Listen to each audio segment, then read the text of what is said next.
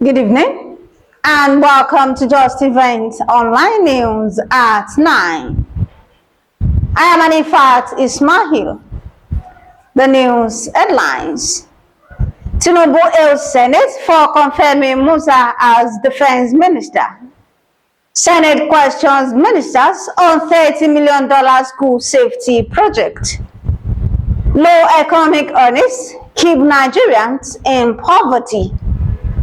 Federal government approves 4,000 telecom towers to boost security, rural connectivity. Bolaji Abdullahi for Tinubu's Ambassadorial nominees urge Nigerians to support agency. Kwara South youth unveil strategies to tackle insecurity, advocates greater youth participation in politics and governance. Kwara Speaker Erin-Ile, Justice Lambo, others lead 11th Kwaralive Award as 1 million naira business grant opens. Voter register review begins as INEC closes.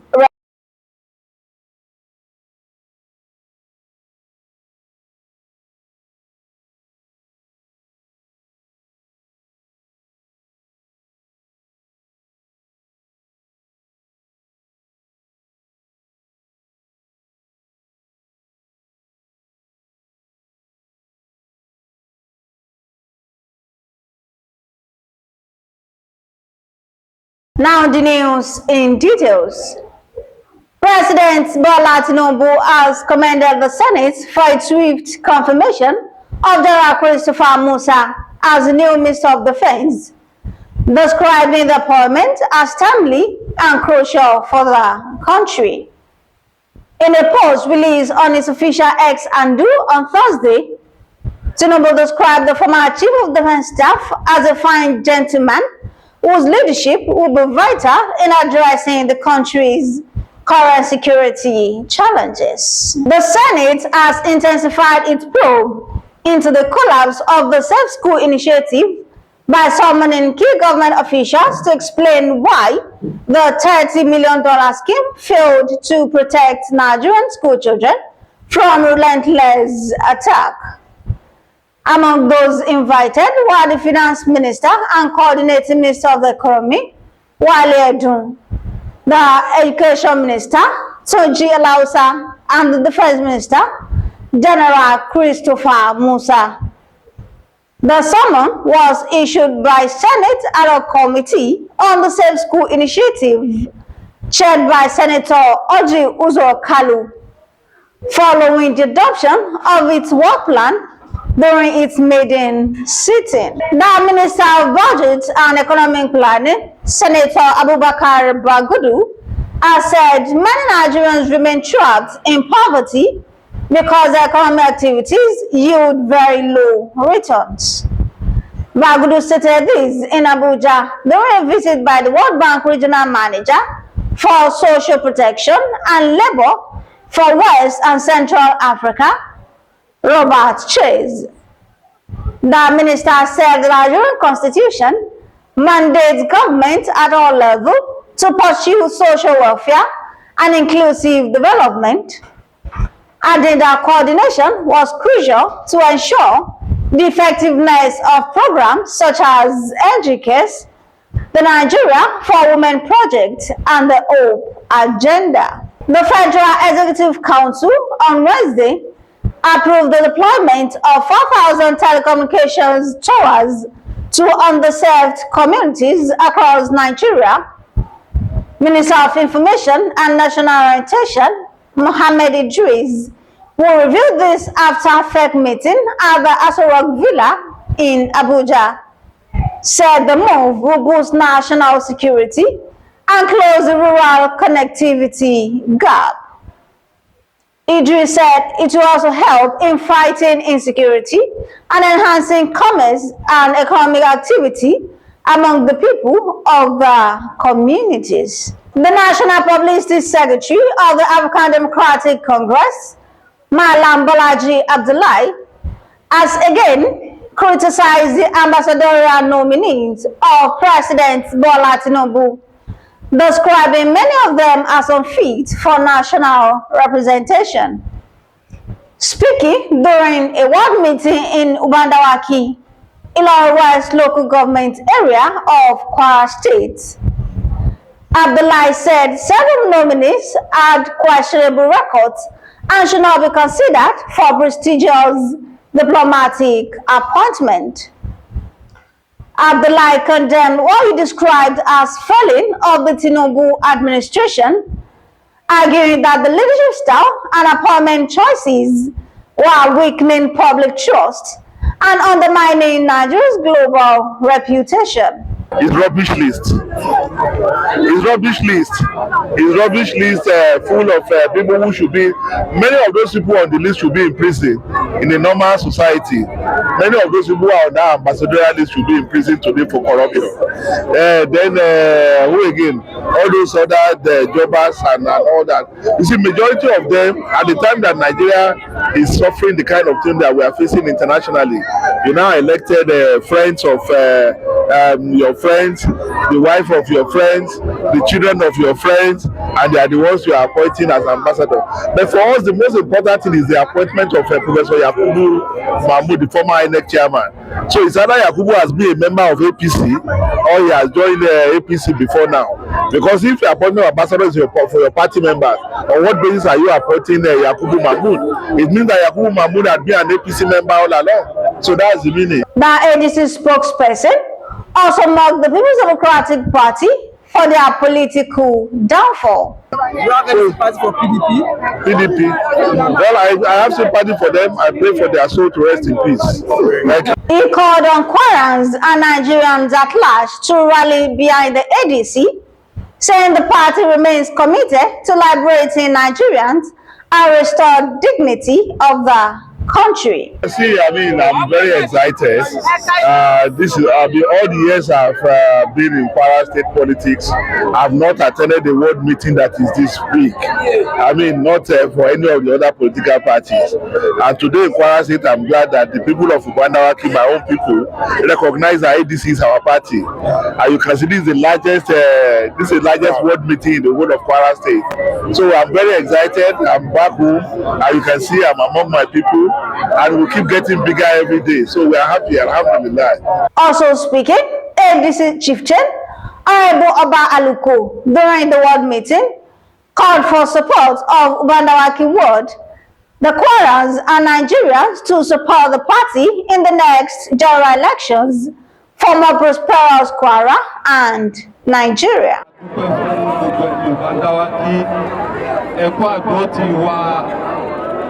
In Kwara State lénìí gbogbo ibi tó ti ṣe world meeting kò síbi tó pọ̀ tó Ubandawaki náà. ADC AD and C lábẹ́ ọ̀gá wa yóò ṣe. Youth stakeholders across Kwara South Senatorial District are resolved to unite in addressing the rising insecurity confronting the region, while urging young people to take more active roles in politics, governance, and community security initiatives. That commitment was the highlight of a one-day summit organized by the Kwara South Young Stakeholders and held at the multipurpose hall of the National Union of pensioners in Umara, Ire-Ile local government area. The summit, themed Kwara South Youth Perspective Towards a More Secure Kwara South, brought together a large assembly of youth, including women from various groups across the 7 local government areas of the senatorial district. The coordinator and former chairmanship aspirant in the Ire-Ile local government, Honorable Lawal, reaffirmed the readiness of the youth to complement government efforts in combating banditry and other security threats. He proposed the introduction of a polling unit security awareness feedback scheme aimed at mobilizing grassroots intelligence to support security agencies. The aim of the summit is to bring together youth across Kwara South for us to deliberate and discuss on how we can find a solution to the current security challenge in our area.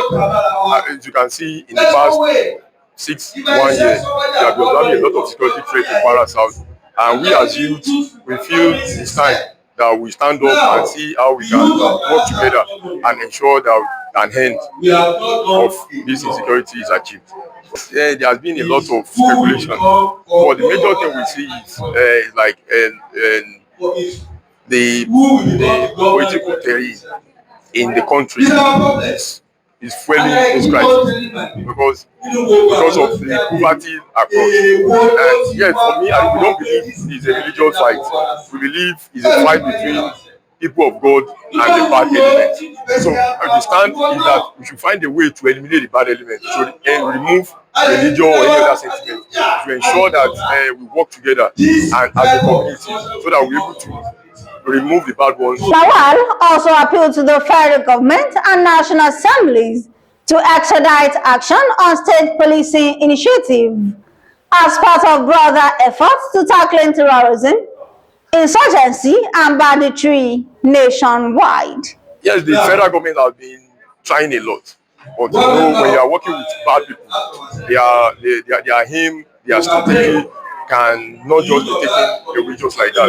The federal government has been supporting. At the other time, the federal government deployed 900 security personnel and are able to rescue the kidnapped victims. But the area we think the federal government can work with us, one, to ensure that the state police issue that has been deliberated is come on board now.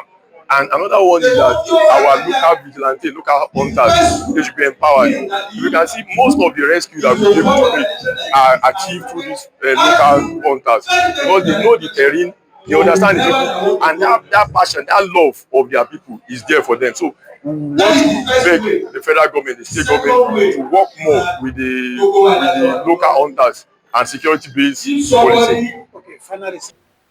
APC chieftain from Isi local government, Comrade Musa Additional, advocated prioritizing security in state and local budgets, strengthening community policing, and promoting leadership that listens to young people.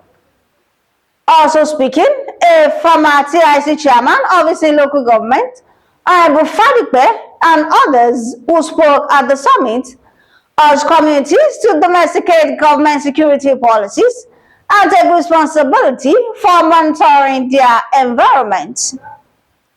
The event also featured the presentation of merit awards to individuals for outstanding contributions to community development and service to humanity. Businesswomen across Kwara states have received a significant boost as organizers of Madam Kate Amosun Businesswomen Grant Competition announced that registration for the 2025 edition is now free. The announcement comes alongside the unveiling of honorary awardees and top business recognitions ahead of the 11th Kwaralive Awards. The grant initiative, targeted at supporting hardworking female entrepreneurs, will award 100,000 naira each to 10 outstanding businesswomen, totaling 1 million naira in empowerment funds.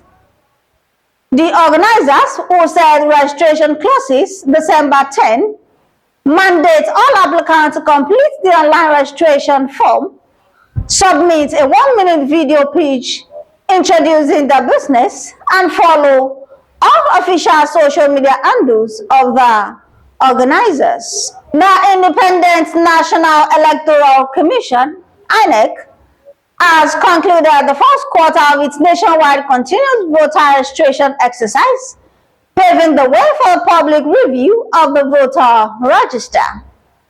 The announcement was made in a statement issued on Wednesday by the Commission's Director of Voter Education and Publicity, Victoria Etamesi, and it urged all registrants, especially those who updated or transferred their voter information to use the review period to verify the details and file any objections as needed.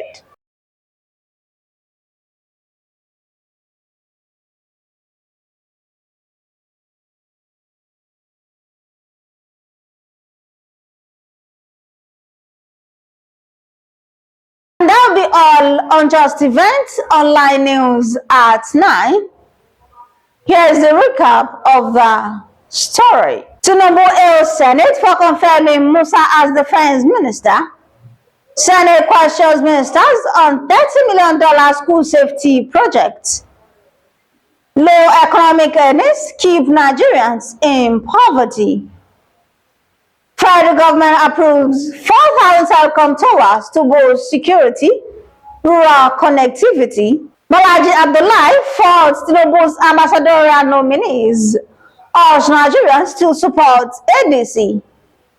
Cross-out youth unveil strategies to tackle insecurity, advocates greater politics and governance. Kwara Speaker, Erin-Ile, Justice Lambo, others lead 11th Kwaralive Awards as $1 million business grant opens. Voter registrar reviews begins as INEC closes registration. Thank you for watching Just Event Online News. Remember, the pain you experience today is part of the process for your success tomorrow. For more news, visit www.justeventonline.com and to read more updates. Follow us on our social media platforms with a tap at Just Event Online. You can also send us an email on justeventonline@gmail.com. I am Anifat Ismail. Good night.